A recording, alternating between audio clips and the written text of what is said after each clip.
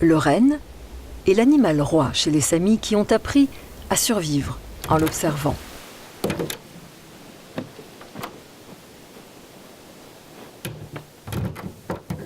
Comme l'animal, ils limitent leurs dépenses énergétiques.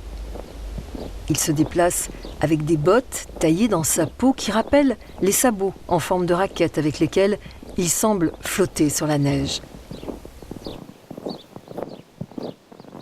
Mais si le renne demeure un animal économiquement primordial chez les Samis, aujourd'hui, il ne fait plus toujours recette. De nos jours, si je parle uniquement de l'élevage du renne, il y a un problème.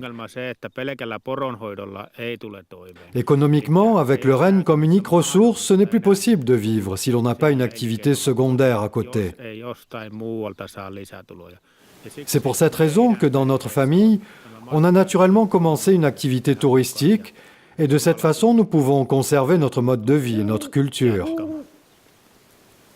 La nature est une véritable culture.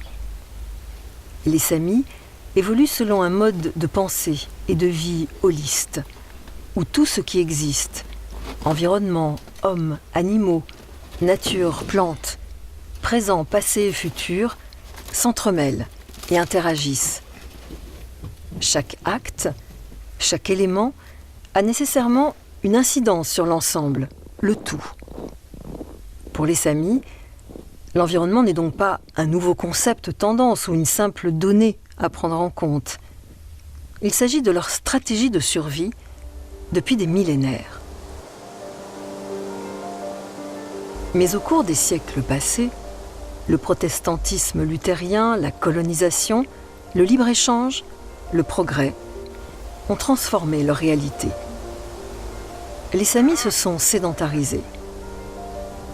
Samis de cœur et finlandais de raison, Petteri, l'éleveur de rennes, et Eric, son fils, cultivent la mémoire de leurs aïeux tout en adoptant ces nouveaux modes de vie. Notre façon de vivre autour du renne dans cette région de la Finlande a été perturbée quand sont apparues les frontières entre la Finlande et la Norvège et la Suède. Ça nous a empêchés de voyager naturellement vers nos pâturages pendant l'été, ce qui se trouve vers la mer en Norvège.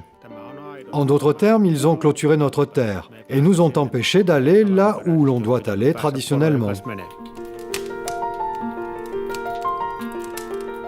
Les Samis étaient à l'origine des nomades, vivant sous la tente en été et dans des huttes de tourbe mieux isolées des grands froids de l'hiver.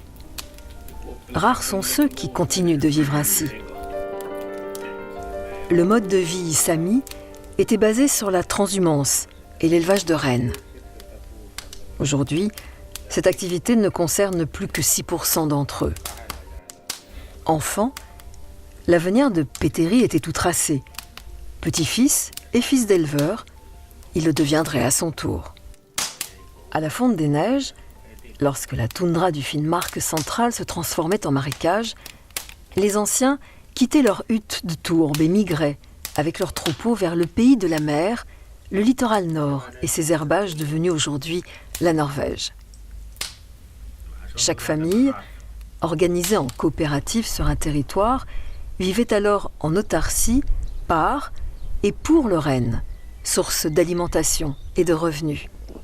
Sang, chair, lait, cuir, os, bois, tout était utilisé ou vendu comme nourriture, vêtements ou ustensiles.